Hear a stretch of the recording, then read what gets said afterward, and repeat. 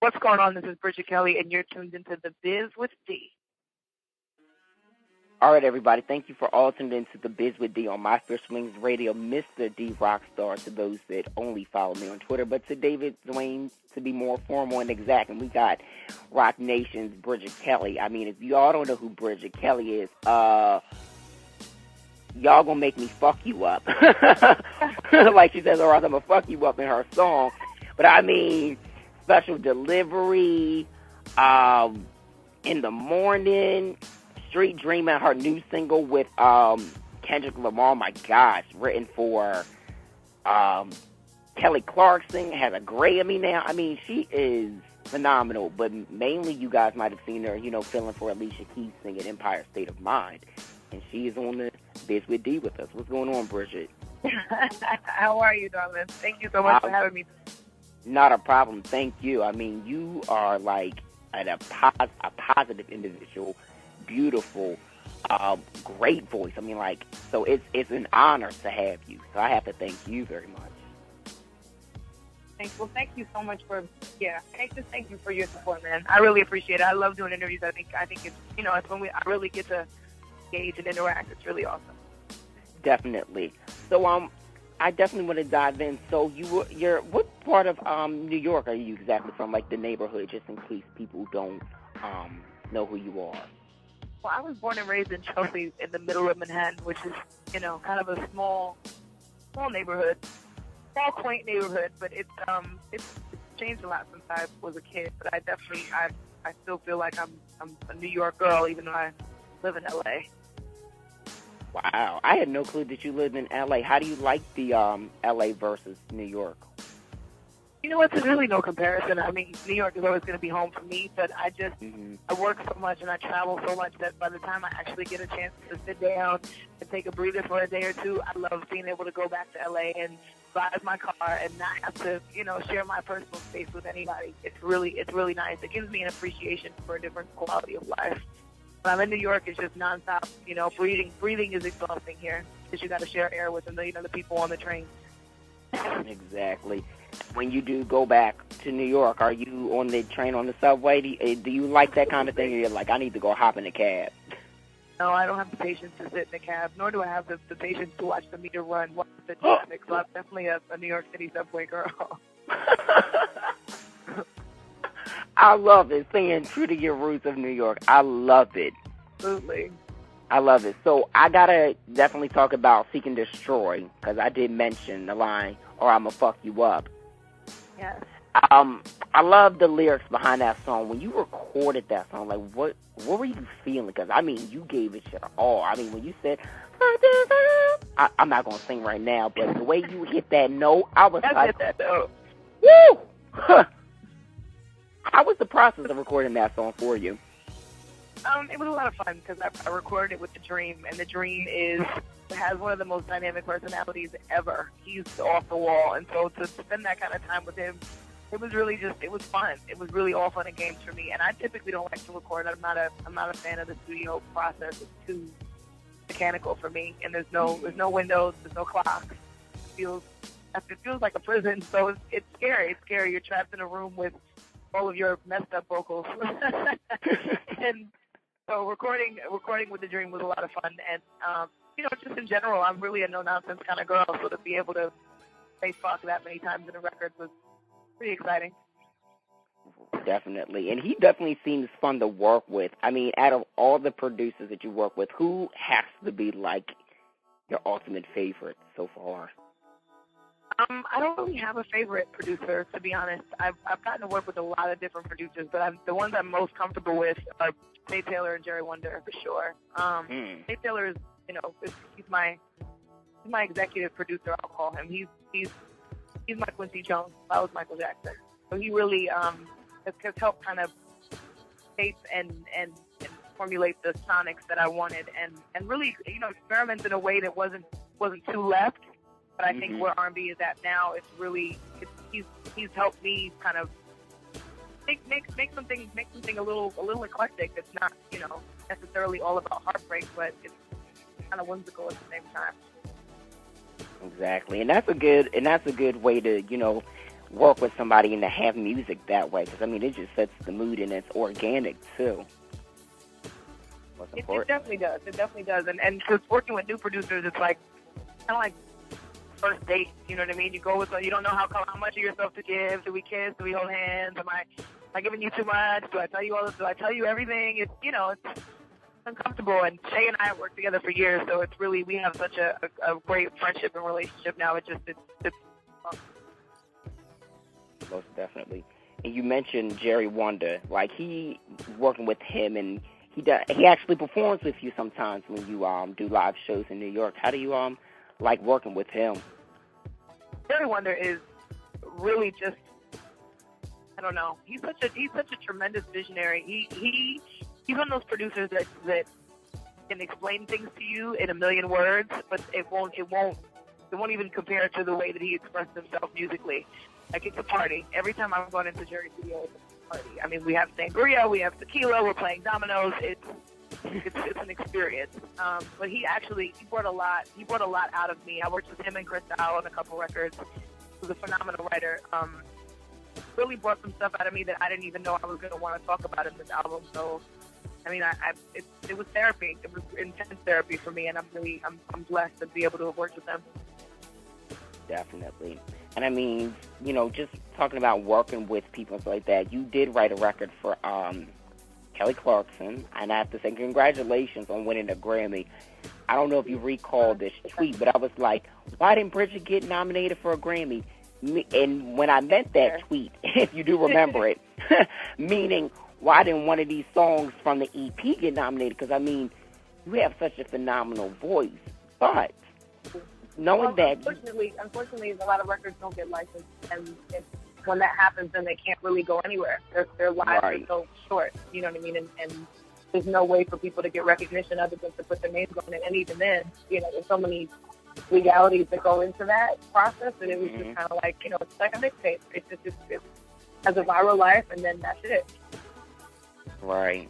And how do you feel about everything just kind of being viral at this point in the industry? You know what? It's hard. It's hard for me because when I was growing up, I mean, you know, AOL was like, it was like the second coming of Christ. Like, it was the most amazing of my you know, late childhood, so to speak, early my preteen life was centered around AOL and, you know, buying CDs, and, you know, it had nothing to do with the internet. Now everything is driven by the internet. I took a meeting yesterday and we were talking about brand partnerships in general, and somebody was like, well, how many Instagram followers do they have? And I was just like, that's the quality of your work, and your presence now is determined based on how many people are interested in you and what your popularity level is at online. It's insane. I'm not really a fan, but I mean, just for the sake of my business, I have to get into it. Right.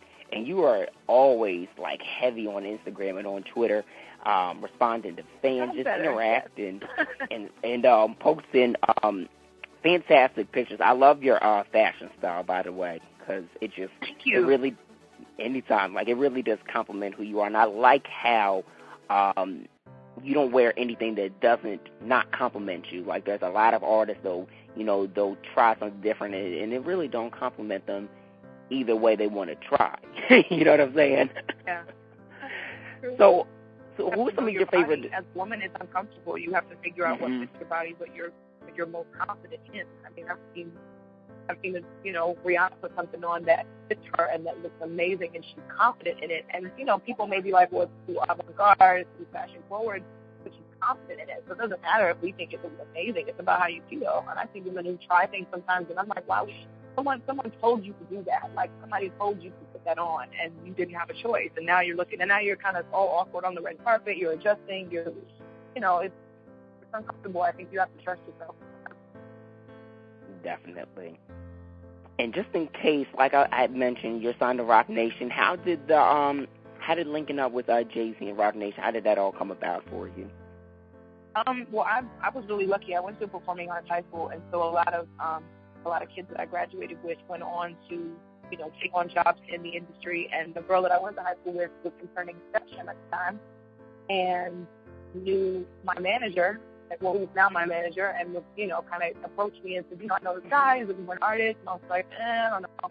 I didn't really know what I was going to do. I was kind of at a weird crossroads at that point. And, I met with him, and he was like, let's record. Let's put you in the studio. Let's write. Let's do everything. And he, we really just grinded it out for about 2 years. And I knew all along that I wanted to be signed to Jay-Z. So if that meant Def Jam, then thank you. If that meant Def Jam, then of course by all means I was ready. But if not, then right. Nonetheless, it was still going to be in a New York-based label for the seat. So I waited and watched and recorded and was working. And when Jay left Def Jam and formulated Roc Nation, it was sort of ideal timing to just kind of send the music to the gatekeepers, I call them, to kind of get the ball rolling with meetings and introduction. And it took a while. It took a while, but I definitely very diligent about it and was thrilled that it came together so well. Right. And I mean, it's phenomenal that, that Jay's like your talent, the one to get you into the studio. But like you said, it was kind of like, kind of iffy at first because you don't know being the person that he is. And because working with guys in the industry is very intense because you don't know what kind of curveball they're going to throw at you. Besides working with Jay-Z, ever in the industry, have you felt like very guarded with working with men, or has it kind of been like pretty much working with him at first? What you say? I'm pretty lucky because the relationships that I was able to build with Jay and with Tasha, with Jay Brown, has kept me really protected from a lot of the bullshit and the hoopla that I would probably be exposed to on a daily basis. I think people are just when approaching me, but I'm also a firecracker, so I think I give off the not unapproachable vibe, but definitely like don't fuck with me vibe. Right. Oh yeah. Definitely having Jay and Tata as big brothers has definitely shielded me from a lot of the bullshit. Though I will definitely say that. I think a lot of people have, chosen not to try me because they know who I roll with, they know who I'm a part of, so they don't take it there. Right. And it's definitely edgy, like you got an edgy swag, and so is your style. So with the two, and that being said, who are some of the designers that you just enjoy wearing?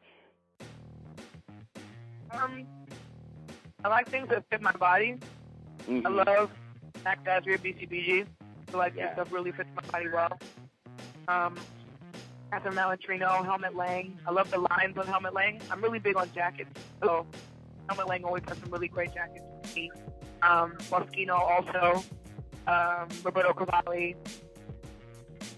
Who else have I been wearing recently? Catherine Malentrino. Badgley Nishka for sure. I love how classic the cut is on Badgley Nishka gowns. It's grown up without being too boring and plain. Right. Just the right amount of ornaments on, the sleeves or maybe the collar that kind of just give you something to stare at. But I really that's really who I wear right now. Truthfully, I like on my everyday look. I'm a regular girl. I wear regular go to Top Shop and get leggings. You know what I mean? I really right.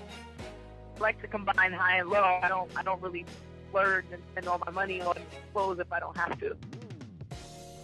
Definitely. I know that's right, because sometimes I'll be recycling them outfits in my closet. I'll be like, whoop, let's go throw that thing. You gotta know. Sometimes you gotta do a repeat. Just pair it with something else. Pair it with a blazer. Because, it might be great. We might have that money to, have like hundreds, thousands of dollars in the closet, but nobody want to, be constantly stocking up and be like, oh, I got to box this and ship this off to a shipping yard or something. It's like, what the hell for? I can definitely dig it.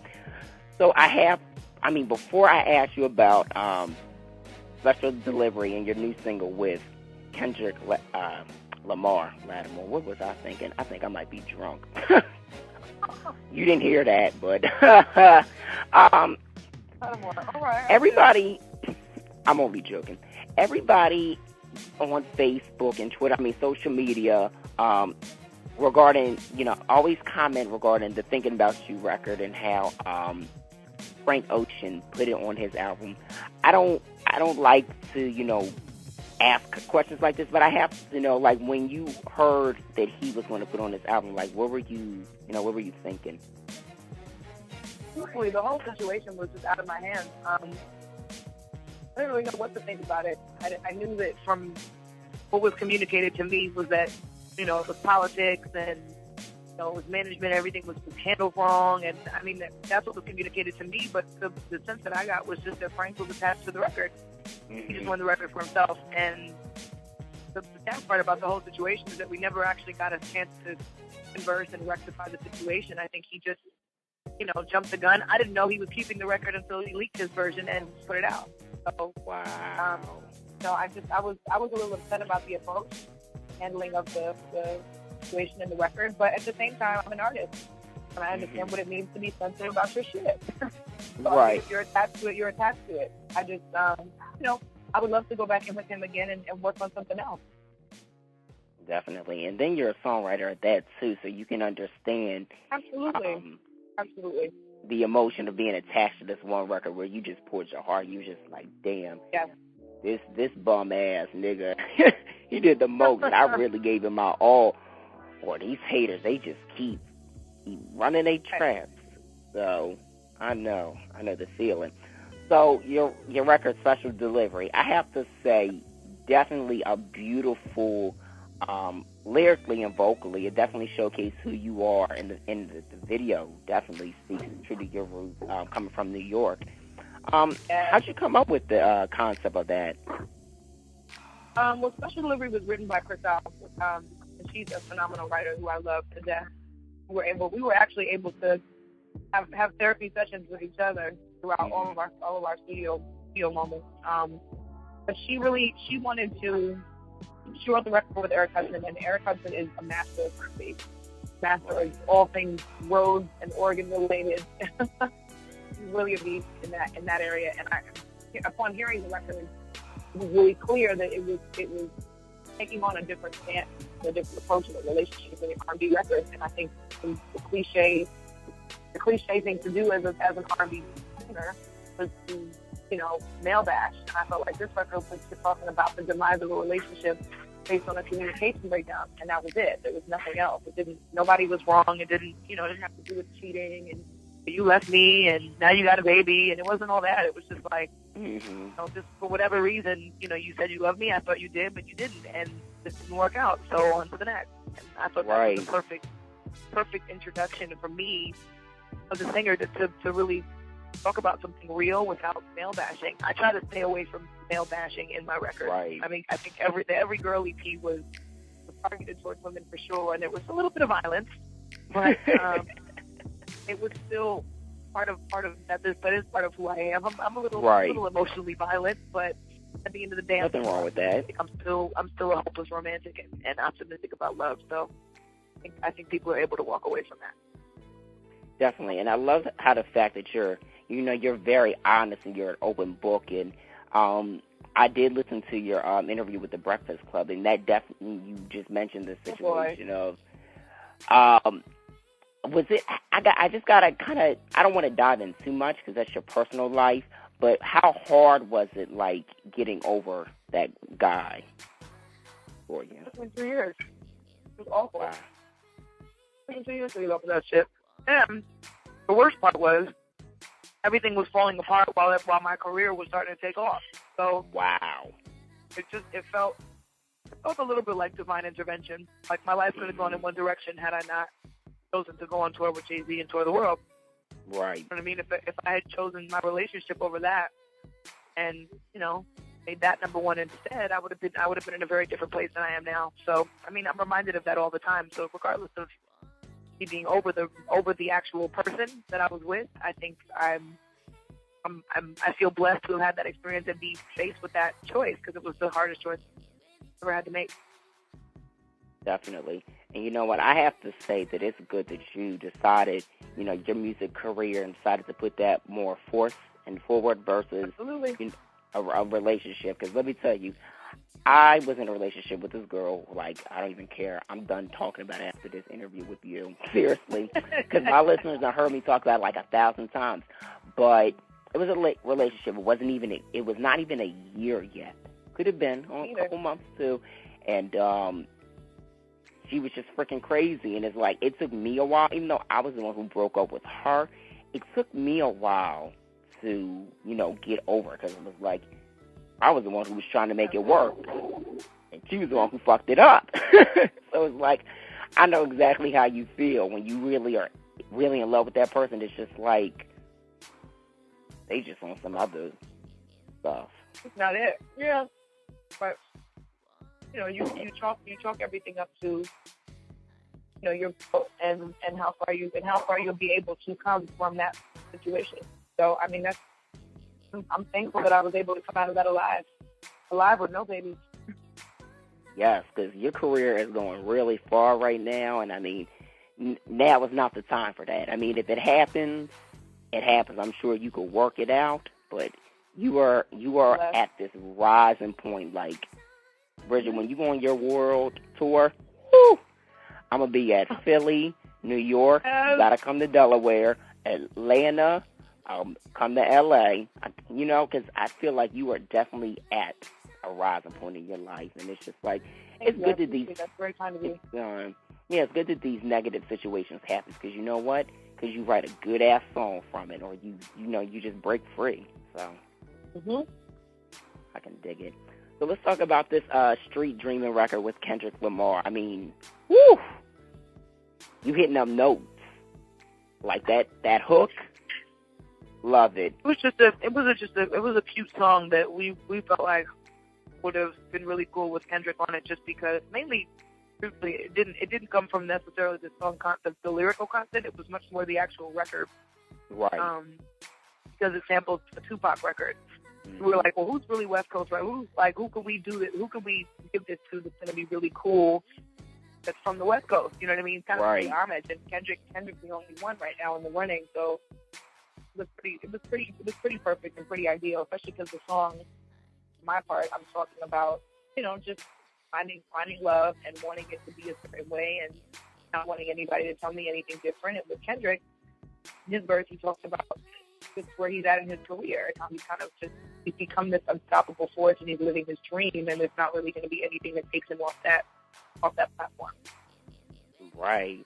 And I just love it, because it's like you got his swag from California, then it's like you got your New York swag.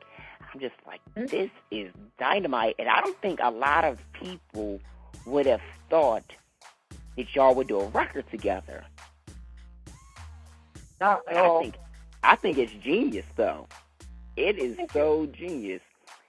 And I know that you shot the video in North Carolina, as you guys were like had some off time. Yeah, we had a shoot. Well, we had a show that day. It wasn't even off time. It was the day that we both had a show together in Greensboro. Oh wow. Mhm. That's amazing. What's the concept like of the video? We're actually still editing it, so I can't even talk about it. We're still in the midst of edits, so we'll see what the storyline is. That's good. When can we, like when we could possibly expect that, or not too sure quite yet? Within the next 2 weeks for sure. That's the plan. So the album is coming out, what, September. Fall time? Yeah, September. Album is coming out in September. I don't have an actual date. I don't have an actual date or a title yet, but it's on its way. Definitely, it's finished. It's coming together. We're shooting everything that we need to shoot, and just keep it moving, keep it rolling. Definitely. Now, do you have like a general concept for the album, or? I mean, I think it's a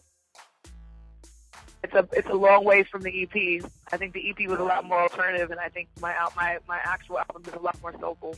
But it's still pretty eclectic. You know what I mean? I think it's still in the running with Miguel and Frank Ocean and The Weeknd. It's still very vibey. I think people will really like it. Who did you work with on this album? Shay Taylor for the most part. He's really my executive producer, and Jerry Wonder, Pop and Oak, Eric Hudson, of course. That's really it. That's really it for this project. Wow, that's amazing. That's amazing, and I'm sure you did a lot of writing on it. Of course, I mean, you are a writer machine with that pen. Like, don't stop that. Yeah, well, I really got to work with a lot of writers that I wanted to work with, so I took a back seat. Oh wow. It was one of those, I show up and we just have a conversation about where I'm at, where my head is at, how I feel, and we'll just go writing ideas down and coming up with stories. And I think that's this album was definitely the closing of the book, of the relationship that tore me apart for a while. Definitely. Well, Bridget, thank you so much for this interview. I Thank appreciate you so much for having me. Anytime. So I know you got a lot besides, the single is on iTunes right now, Street Dreaming. Everybody needs to go get that. You'll be at Essence Festival. You're going to be opening for Mary, right? Yes, I'm opening for Mary, and I'm also performing at the BET Experience during the award ceremony. Nice. Well, hopefully BET and Essence will grant me my press so I can see it. Yes, I hope so. It'll be really great to see you. And I was like, thank you so much. Anytime. So sweet. I really had a blast. Thank you so much. I'm sorry. I haven't eaten today. I'm just chowing down. First meal of the day. It's cool. So, shout out your social media real quick so you can chow down. So follow me on Twitter. It's They Call Me BK. My Instagram is Eyes of BK. That's really it. I'm kind of on Vine, but my Vine it's lame. It's not as active as it should be. I'm social media retarded, so I'm getting it together. Mm-hmm. Facebook is just Bridget Kelly. I have a music page, and I also have a personal page. Either one works. Yeah, that's where you can find me. And my EP is still available on BridgetKelly.com and RockNation.com. Checking into both of those sites to get, tour dates and updates and any appearances and stuff like that I'm doing, parties that I'm throwing, celebrations I'm having. All of it's there. It doesn't matter what it is. It's all going to be listed there. Absolutely. Well, Bridget, keep doing your thing. I do appreciate you for being on the show and just being an amazing individual who just strives for greatness. Keep doing your thing. I appreciate you, babe. Thank you so much. Anytime. And I just tweeted you, so if you could follow me back, Absolutely. I appreciate it. All right. Thanks so much. Thanks, babe. Bye.